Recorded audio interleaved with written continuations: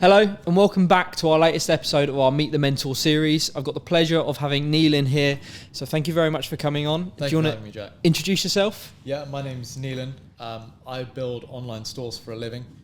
My most successful online store is something that I sold last year, around a year ago actually.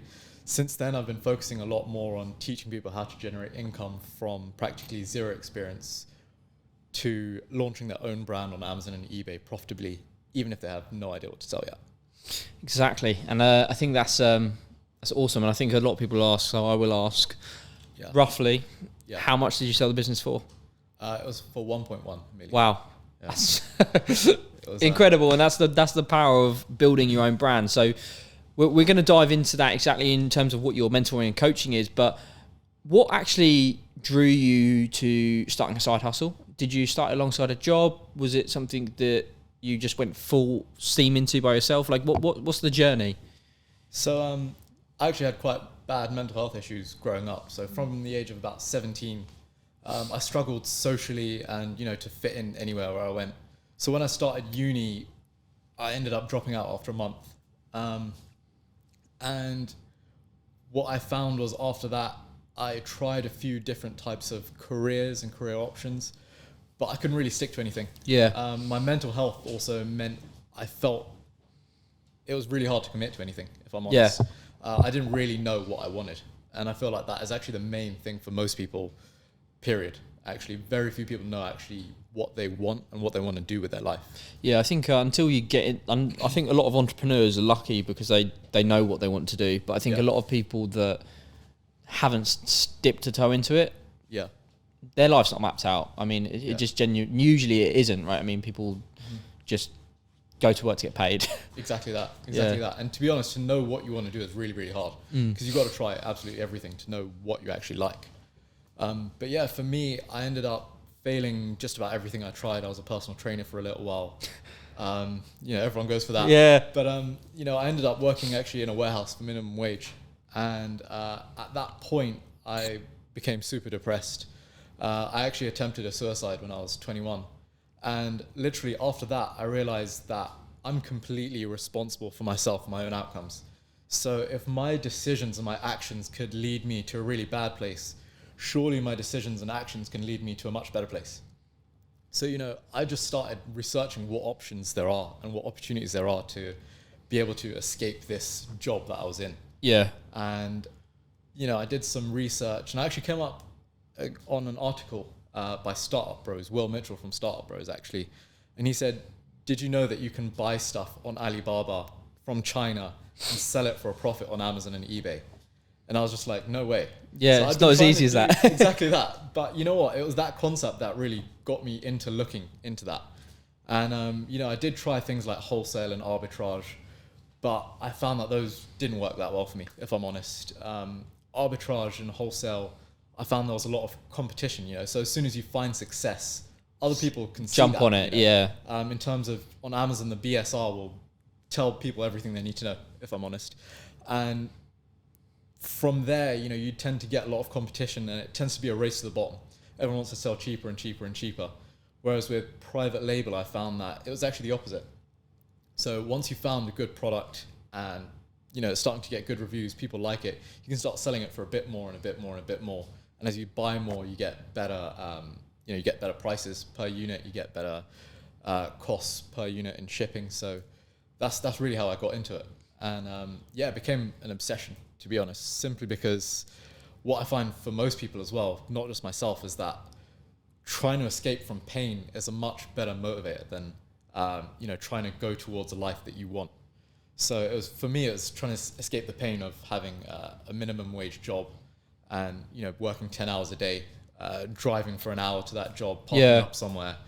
My car would get damaged like every couple of weeks as well. Where I was parked, it became an absolute nightmare, every single part of it. And, I was just really working with this obsessive view to get away from that. Yeah, and enjoy your life on your terms. Exactly that, yeah. So you started your Amazon business selling alongside the minimum wage job then? Yeah, so I started selling alongside that minimum wage job. Because I think obviously most people that are getting into side hustles now are, they're all in similar boats. They're maybe at university, or they're you know, working at the supermarket and they're doing something alongside it, or maybe they're in a 9-to-5 corporate job, or whatever they're doing. They're looking to escape because they want to live life on their own terms. Absolutely. And I think people always struggle to find the time and balance their life, I think, with actually trying to build a side hustle alongside their business. Is there anything that you might recommend, having gone through that and building your business on the side of a minimum wage job? Yeah, I'd definitely say, like, if I could do it from a minimum wage job, then most people can do it. I think a lot of the time, the main excuse is not enough time and not enough money. So with regards to not enough time, I think if you really want something, you'll find the time. Yeah. Right? Like, there's nothing that you don't have time for. If you needed to, let's say your mum called you up this afternoon and said, hey, I really need you to come and pick me up this evening from XYZ. If you really, really want to do it, I reckon you'll probably be able to do it. Right? So, you know, after work, when you're exhausted and you choose, I'm going to, you know, binge watch this series on Netflix, instead of doing that, you could do product research or, you know, whatever you need to move forward within this business that you want to do. And with regards to money, I'd say definitely frugality. So everyone wants to spend for that reward now. You know, for me, you know, no matter how much wealthier I've gotten, I've always had the same attitude towards money. It's like that £10 that I put in there could be £50 in a couple of years. So I don't really want to spend that £10 because I know that it can be £50 in a few years. Yeah. And for me, it was all about the motivation of being able to actually take care of my family in the future. So, you know, it was all about just being frugal with my money, as frugal as I could be, to allow me the best budget to be able to actually... Delaying that sort of gratification to the future, so that you can sort of obviously build out your business. So obviously you got started with private label and you obviously read it. What was the process to actually learning how to sell on Amazon? I imagine you went through a lot of ups and downs if you didn't have any mentor or something. So how did that go? So the main process actually for me was actually trial and error. So with the service that I offer, it tends to be with the objective to making it far easier, quicker, cheaper, and less stressful than it was for me. That's why people pay for a mentor, exactly right? That, yeah. So for me, it was just literally trial and error, figuring out what works and what doesn't. I tried all different kinds of products. So I actually started off in like mobile phone accessories and selling everything between mobile phone accessories and flashlights, loads and loads of different types of things. Yeah. And what I found is after a few months, there were certain types of things that were working and certain things that weren't. So rather than trying to, you know, make the things that weren't working work when, you know, they were very competitive, there was nothing special about them, I noticed the things that were working and why they were working and what was so special about them. And I just sort of kept optimizing towards that. So, you know, if something had a unique design and there wasn't many other options on the market that was similar to that design, I'd say, why don't I look for other products within that same subcategory that have unique designs that do similar things, but there are not a huge number of options for other people to buy. And what was the way of finding that? Was that all just literally scanning through? Was there any software that you used that maybe helped you on your journey? So software definitely can help. I always recommend using software as an auxiliary.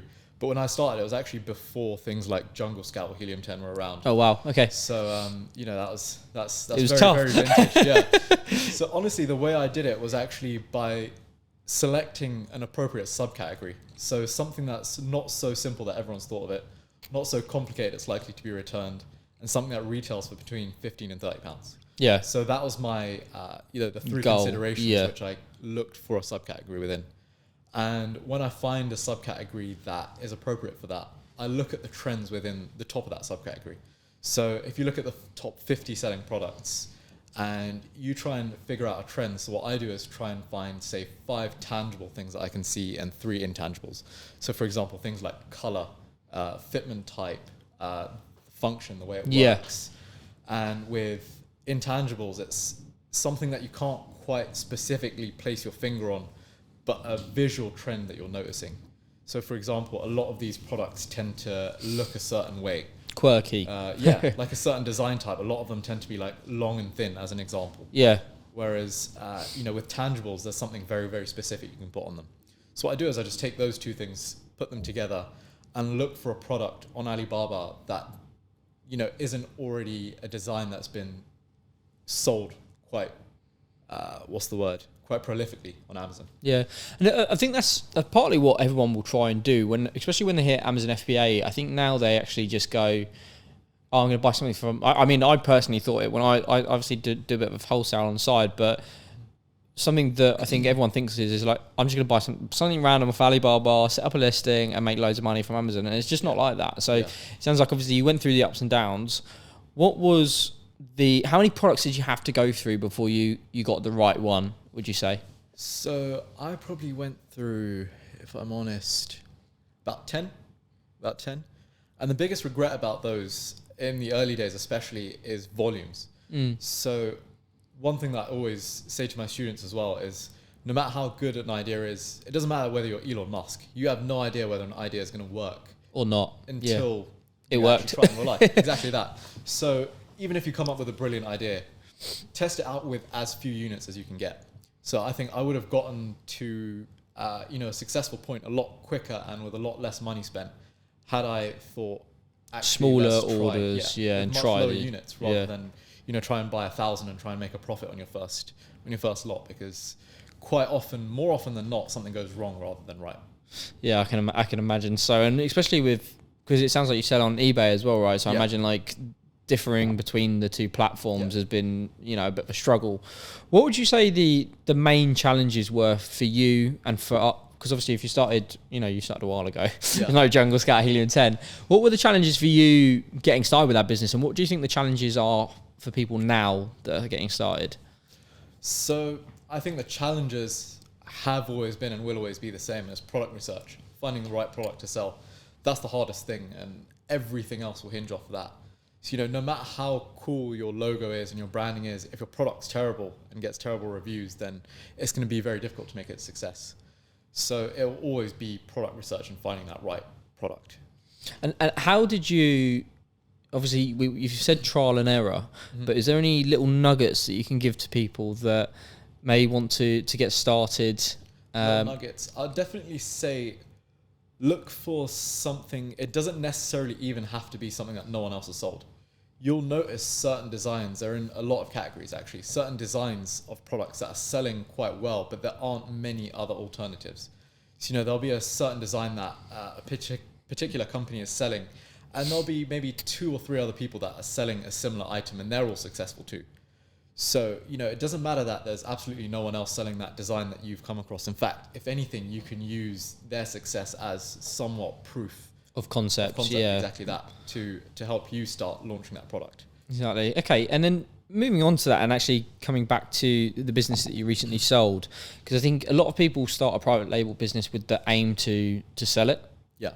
So what was the journey for that business? What can you say what the item was? Are you able to say? Yeah, so there were actually motion sensor security lights. What brought you to selling? Because I mean, I think the beauty of actually selling on Amazon, and I think it surprises a lot of people, is that it can literally just be the randomest everyday objects that make you millionaires. So what was the journey for building that business? Because I imagine you were probably doing a few different private label products before that as well, before you got the big success with that one. What was the journey specifically for that item? So for those items, actually, it was simply, as I say, trial and error. So, I started off with smartphone accessories, PC accessories, and then also a flashlight, weirdly enough, that was sort of on the edge of that. And the smartphone accessories and PC accessories didn't work that well, but the flashlights did. So when I started focusing a bit more on flashlights and products similar to it, I tried a couple of other random products similar to it. And one of those was a motion sensor security light. And then in the coming months, that started becoming the complete star of the show. Yeah. Everything else was just sort of crap in comparison compared to this. So I thought, okay, this is the thing that's going to change everything. So I just focused all my resources on this one product. And once I found, a sustainable way of this working in terms of actually getting in the stock within a reasonable amount of time and being able to sell it sustainably on Amazon and eBay, I sort of looked to just reiterate that exact same thing. So once you found one product that's successful, that's what I say, is that you only really need to get it right once. Then you just sort of reiterate that exact same product with different designs. So for me, that was a product that was a wireless motion sensor security light, but that looked a little bit like a CCTV camera. Yeah. So essentially what I did was just find more wireless motion sensor security lights that looked a bit like a camera. It didn't even have to look looks exactly a bit better, like as well. Exactly that. And it sort of created quite a strong brand identity as well. So it was literally just using the same idea and iterating it a bit. So I guess when you actually got those products and you started to see all of the sales come in, and you started to get the smell of success from those products, how did that make you feel? I felt amazing, honestly. I felt like a genius at the time. But you know what? Even when things are going really well, things also go bad too. So, for as many times as you're going to feel like a genius, you're going to feel like an idiot too. Yeah. So, you'll be selling a set of products really, really well. Everything's going great. And then Amazon sends you, policy warning saying this product's been removed for X, Y, Z reason. Now, from my experience, you can get almost every single product reinstated as long as you are in the right. But, those kinds of problems really, really hurt, especially when, you've worked so hard and you've gotten to this point, and now just one email with the click of your fingers, it seems like it's disappeared. But one thing I'd say to anyone in those situations is don't panic, and actually just read things properly, understand what hoops Amazon want you to jump through, and make it as clear as possible how you're going to jump through those hoops.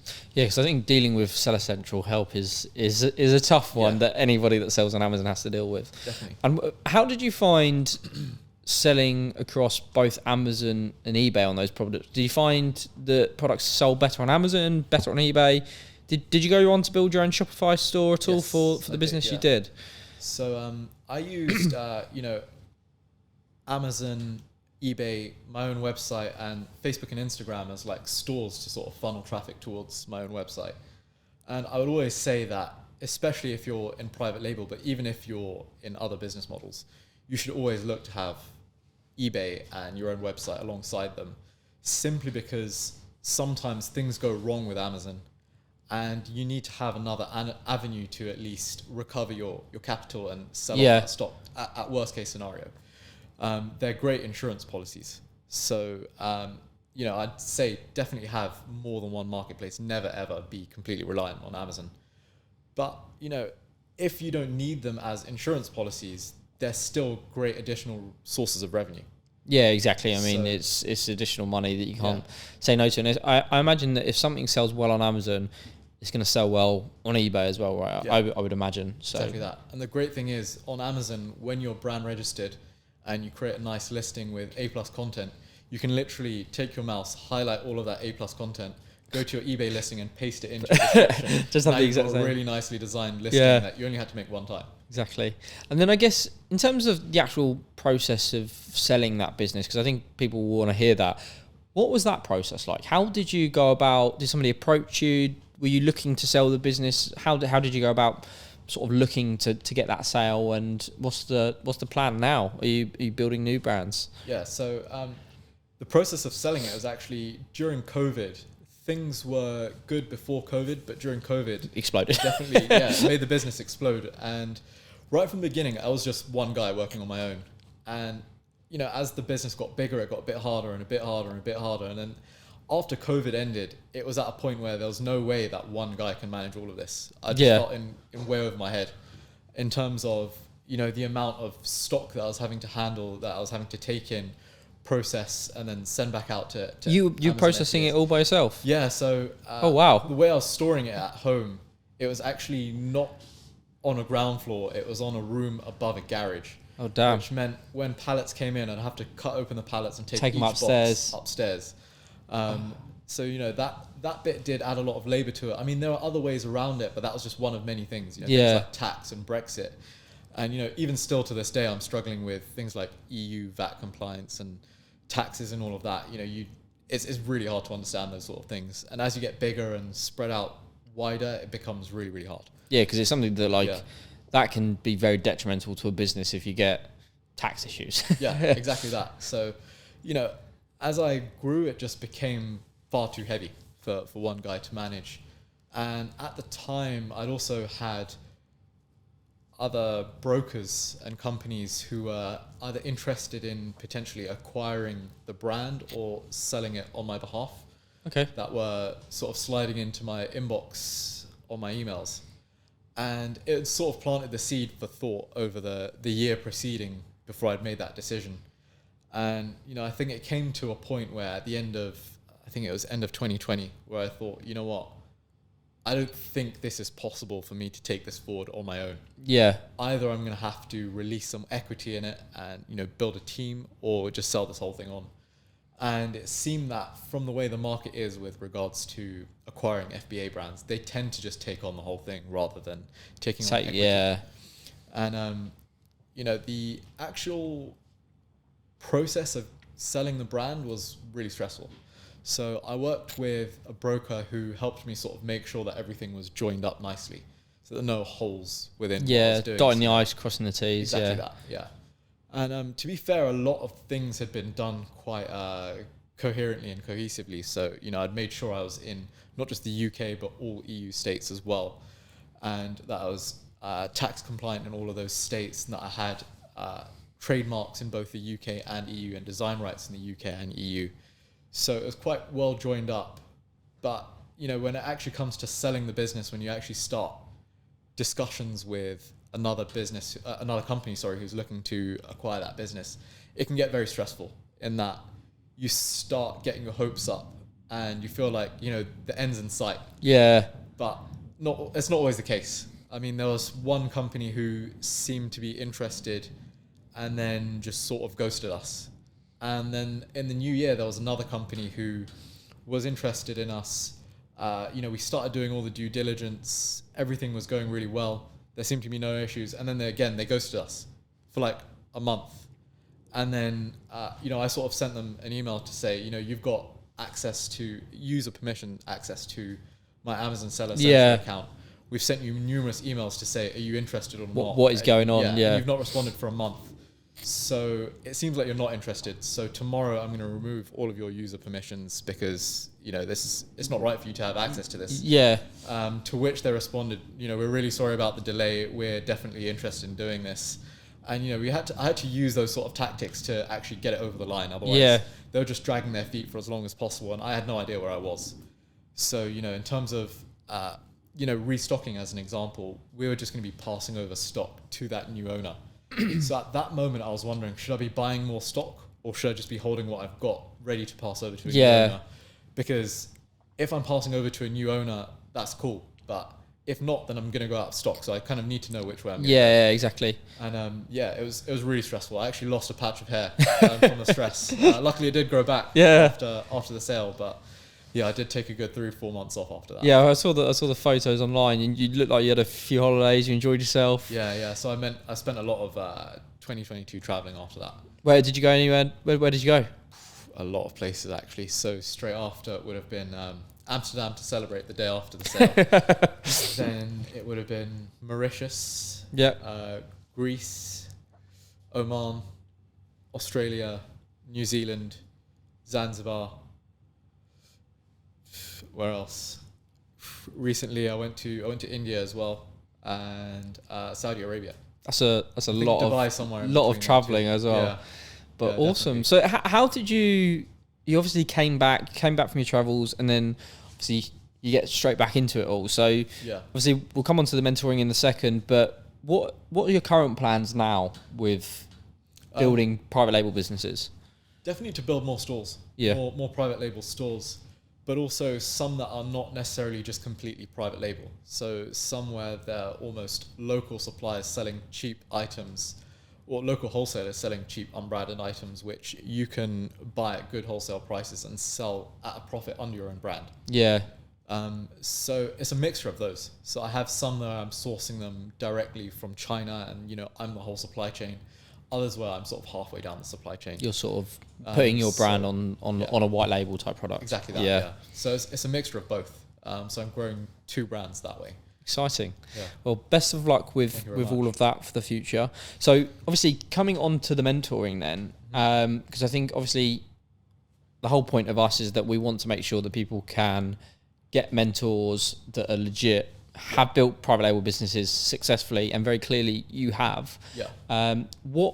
What led you into mentoring? What was the step that you said, okay, actually I want to start teaching people the way I done it? What was the step? So I guess for me it was the fact that I did so much trial and error, and I lost a lot of time and money during the process. And I realized near the end of the journey you know, when it came to selling that brand and starting other brands, that actually once you've got the knowledge and experience, it's far easier, quicker, cheaper, and less stressful when you actually have that experience. Like, as I say, if there are 10 ways of doing something and 9 of those ways are going to lose you time and money, you can jump straight to the way that's actually going to work, and it's not going to cost loads of money and not going to take ages. And simply put, it's actually painful when you look on these Facebook groups for Amazon seller support and stuff like that. How many people are asking certain kinds of questions and the types of answers they're getting, and you think, wow, that mistake can cost you years, lots, or thousands of pounds.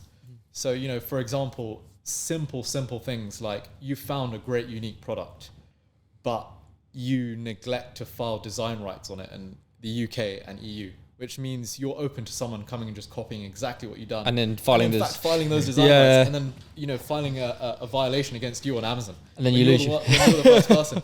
And, you know, that happened to me early on, and just something like that can save you thousands and years and so much pain. Yeah. It was really stressful. That's got to be like a heartbreaking feeling, missing a step like that. Because it is like, it has huge impact, but it can be something that you can forget, right? And I think that's the whole point of a mentor, is that they make sure that you don't forget those types of things, and they'll help you. So in terms of your mentoring program, how is it structured? What do people get out of your mentoring? So it's structured in a very much a one-to-one basis. So there are loads and loads of live lessons that we do.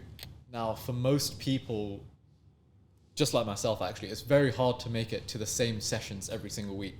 So everything's recorded and put online so that all the students can actually watch these lessons that they need to be watching, and I contain them within the types of lessons they're supposed to be doing. So, you know, if you're supposed to be on lesson 1 and 2, I'm going to make sure that you're focusing on lesson 1 and 2 rather than jumping off to lesson 10, as an example. And the main benefit I find with the recorded sessions, in fact, over the live sessions, is that with a live session, you can understand everything, and that's all good.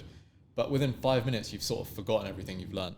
That's what I find happens anyway with live lessons. But with a recording, you can watch it again and again and again and again. So you can really fully absorb everything you need to learn in that lesson. I think it's good to have a hybrid way of the mentoring structure, because I think having the personal ability of being on live sessions with yourself and asking the questions that they've got after the sessions is really important. So how long should people be on the mentoring program for? When can people start to start buying products? What are the milestones for them?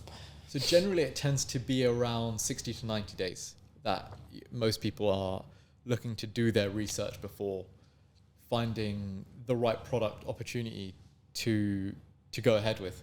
So just as another lesson alongside that design rights issue is that no matter what, even once you've found those ideas, look to have more than one idea, because if that idea fails, then you're all the way back to square one.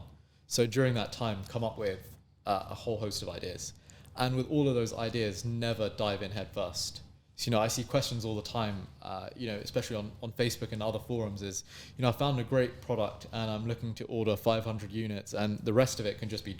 Because if you found a great product, why would you be looking to order 500 units when you have no idea whether it's going to work or not? Yeah. I mean, all the data in the world can show you that it's going to work, but then when you actually start selling it, there could be any kind of issue.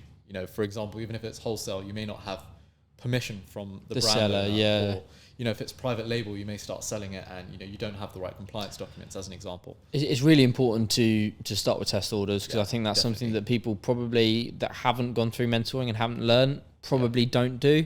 They probably just buy as much as they possibly can because they think it will sell, and then can end up with not in a good spot. Perfect. In terms of getting started, how can people book into your mentoring program? So booking into my mentor program is actually really easy. Drop me a DM on Instagram, drop me a message on Facebook, Google me, find my website, and just fill out the contact form. And I'm normally responsive within the day. So I like to make sure that all of my mentees and prospects are always feeling supported. So not like you're going to send me a message and I might get back to you a week later. You get back to you pretty quickly. I prefer to get back to people quickly so that they can actually make their progress quickly and get started. And also you can be booked on MentorME, so people can reach out to you on MentorME as well. So thank you very much for coming on. Thank you so much. Thank you very much. Cheers.